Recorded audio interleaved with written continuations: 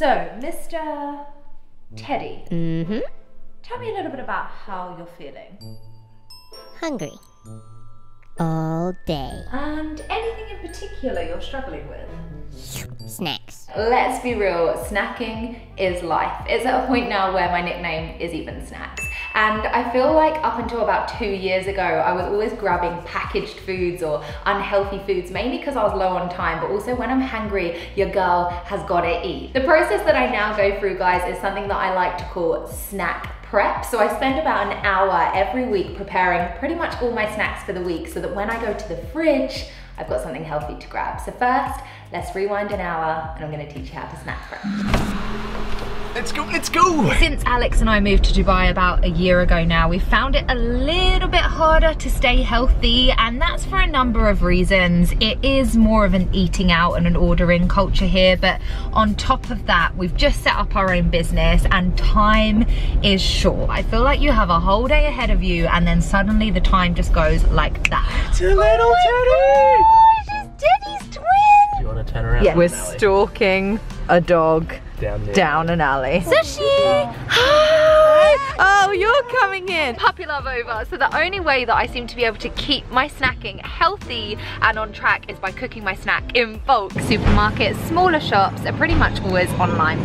Confirmed. One thing we need to bear in mind is that we cannot spot reduce fat. I wish we could. If we could spot reduce fat, I would basically take all of the fat from all over my body and pop it right here because, you know, small boob life. For us to lose fat, we basically have to be in something called calorie deficit, which is where we are burning more calories than we're consuming. For you to get visible abs, we need to be thinking about nutrition and not just workouts. But it actually isn't as simple as just how much food we're eating, it's what foods we're eating. For example, fast foods have a lot of calories in them versus more healthy foods are lower calories and they'll help you feel full. Want to see something epic?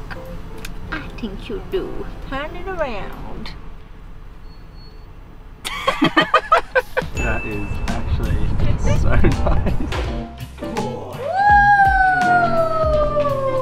I tend to find that I make pretty good decisions when it comes to my main meals, but when the cravings kick in between meals and I want snacks, that's when I make not so healthy decisions like this.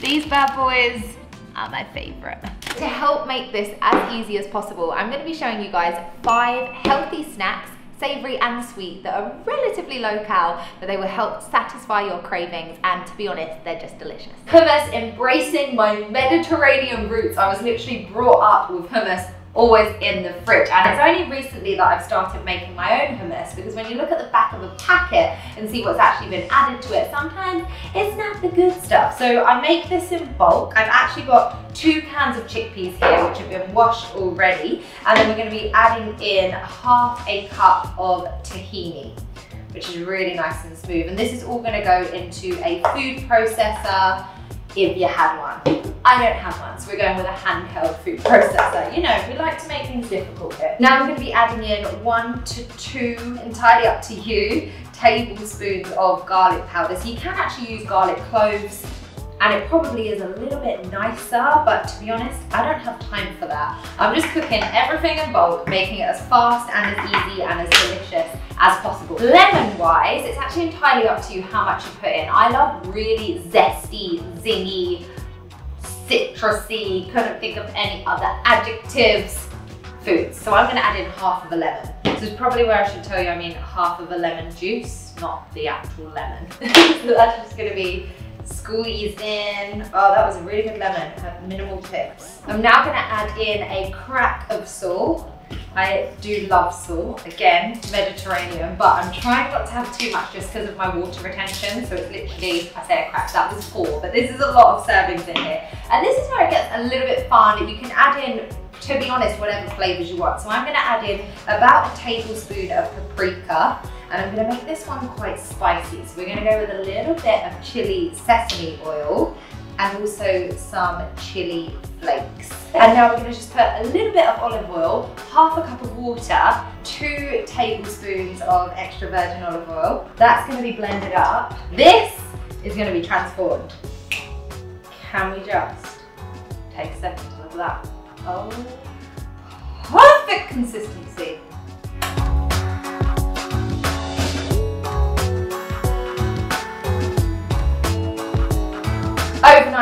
If you are trying to up your protein intake and you haven't had protein overnight oats, what are you doing? I do make these in bulk. I'm only making 3 today just because I've already got a lot of them already in the fridge. But they are so easy to make. You literally need that, and that. That is it. And you can make it versatile. You can change up the flavor. So I'm going to be doing chocolate overnight oats with an almond milk. Any nut milk is fine. And then I'm going to pop some banana at the bottom. Just so we've got some potassium in there and some fruit. One of your 5 a day, even though I think I have about 20 a day. But really easy. You're going to start off by popping half of a cup of oats, like so.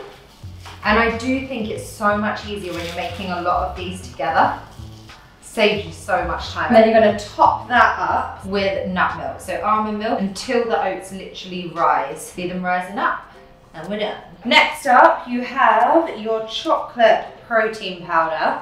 And you can do this with vanilla, put some blueberries or any type of like dried fruits in there if you want to. These ones are actually for Alex, and this is his favorite, just plain chocolate and banana. Actually, he loves nut butter as well, so we'll do one with nut butter. And this is where it potentially gets a little bit messy, so you're just literally pressing it down, mixing it around. There is a skill to this, and you do get faster. I wouldn't say I get any neater. This has been the most messy meal prep video ever.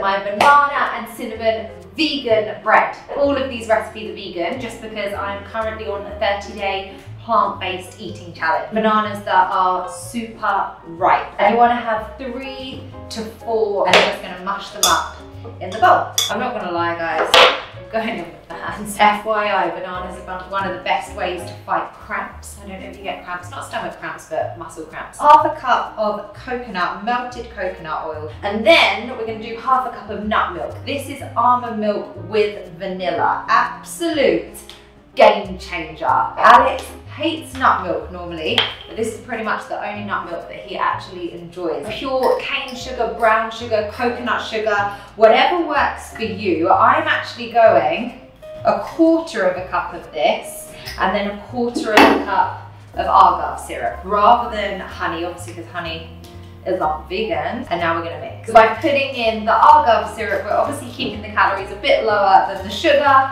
As with any baking, guys, you are going to pretty much always have to have sugar in there, and that's why I normally put in a coconut sugar or cane sugar. Next up, we do 2 cups of flour. And basically you want the consistency to be really nice and smooth, so you can use a processor, but we're old school here. And we go by hand. And this is optional, but I'm adding in some cinnamon. It makes me happy. So I'm going to do 1 tablespoon. That was about 1.5. Oops. Of cinnamon. 1 tablespoon of bicarbonate of soda. I'm surprised I'm even measuring, guys. I'm not normally a measurer, but I know it will help you to make it at home. And that is literally it. You just mix it up, make it nice and smooth, and then we're going to put it into the cutest little baking trays ever. Portion control, because when there is a whole banana bread there, you best believe I eat the whole thing pretty much in one go. So with these, it makes like little mini loaves, and a way of lining it is by cutting the baking paper. You cut it into a little square, and then you just literally cut the corners in, pop it on top, and as you pour the mixture in, watch this, just literally does that. Pop those in the oven for 45 minutes.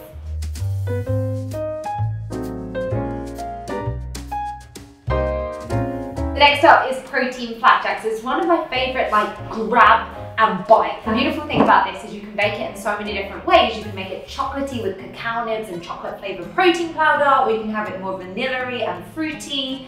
I'm going to show you both. First up, you're going to need, obviously, oats, 500 grams. I got 1 serving of plant-based ON here, Optimum Nutrition, and then you're going to add in half a cup of milk to turn it into a paste. Fun tip, always go nut milk and then protein powder, because if you try and pour it the other way around, you are going to get so many lumps, and it is so frustrating. You spend like an hour trying to get the lumps out. Pour it in on top of the oats. Oh yeah. Next up, 4 tablespoons of either Manuka honey or agave syrup here. I never know how to say it. Agave. Guys, how do you say it? Agave? And then 1 tablespoon of coconut oil. So this is where it gets a little bit fun. So you can play around with what you want to mix with it. I'm going to separate now into 2 bowls and do one that's a little bit more chocolatey and one that's a little bit more like fruity, nutty yumminess. So we're going to mix it up with our hands, get it nice and gooey. And if you feel like the texture isn't quite sticking enough, all you got to do is just add in a little bit more milk. Which, snacks? Go, go, go, go, go, go, go, go, go, go, go, go, go. Stop. So this one right here is going to be my chocolate one, so we'll pop that to the side, and this is going to be my nutty, fruity one. Goji berries, a large handful, but honestly it's totally up to you, and this is why I find making granola, excuse me Teddy, so fun. Flaxseed, I've told you about this before guys, I always go ground, it's easier to digest, so about a tablespoon, but I'm just going to pour linseed here as well, and this is linseed with sesame seeds, blueberries and raspberries. So again, probably near a teaspoon of that. I'm also going to chuck just a few little almond flakes in there. She says a few, she pours them all. And now literally with your hands, you're just going to knead it in. If you feel like it's at a texture where it's sticking together really nicely, like this, you're onto a winner. So you can pop that to the side while we make the chocolatey one. So for the chocolate one, I'm going to add in extra protein powder. So we are going to be getting a nice serving of protein. Oh my gosh, I just made the mistake that I told you not to make. So we are going to go with 1/3 of a cup of milk first. This is not the first take, don't tell anyone. And then we're going to add our serving of protein powder. Oh yeah, look at it go. Okay, she lied. 1/3 of a cup wasn't quite enough. Another little drizzle, in it goes. Want it to be into like a nice little paste, and that is going to go in here. So that will be really, yes Teddy, I know it smells delicious, doesn't it? Cacao nibs, one of my favorites. So particularly, I find after dinner, I really want something sweet. So if I'm trying to have something that's a little bit more of a healthy option, this is a really good way of getting that chocolatey flavour. There we go. Are these vegan? That is the question. I will find out and I will put it here somewhere. And again, almond flakes, a few sesame seeds in there as well. Not many, just a few. That right there, guys, is literally what you want the consistency to be like. Look, it's just like a giant ball of gooiness. The half is already in there, and this literally like knock you out. It's so heavy and dense, but that is going to go on the other side. So now I've got something more chocolatey and something a little bit more fruit and nuts. So you literally just knead it and spread it out until it's the right thin, thick fixture. I just made up a word. The right fixture of mixture. Oh my gosh, it looks so good. There it is, guys. So normally I glaze a little bit of Manuka honey over it just so that it goes really nice and golden on top. I'm going to try the same with the agave syrup, but if you're not plant-based, Manuka honey is delicious, and that's going 30 minutes in the oven.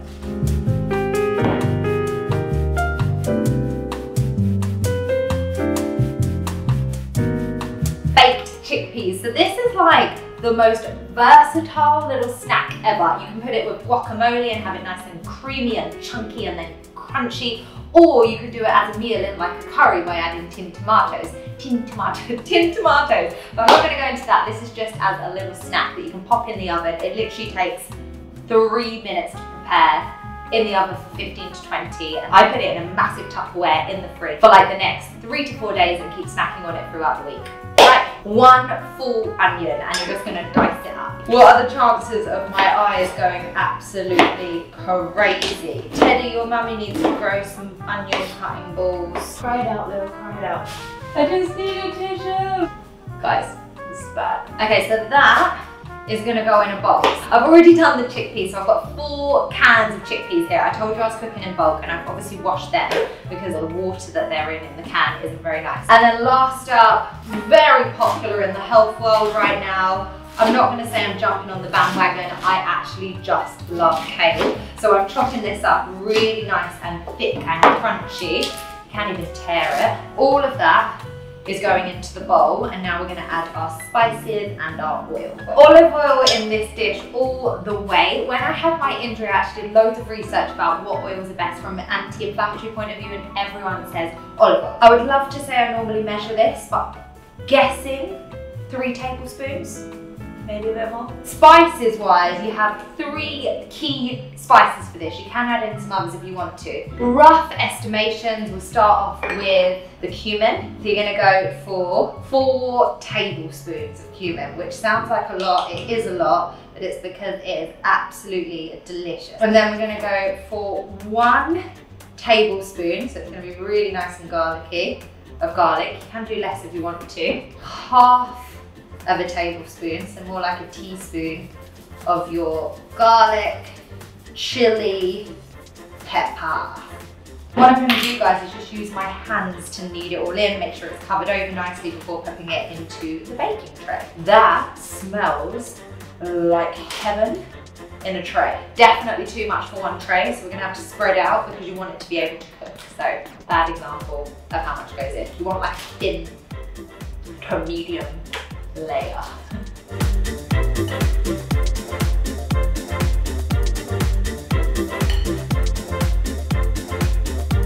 So if you guys like the look of this snack porn, you can check out all of the recipes on my website, so make sure you check them out. And also, please don't forget to smash that thumbs up button. It really supports my channel, and hit subscribe if you want to see more videos like this one. I can't wait any longer. Thought you really loved me, guess I was wrong.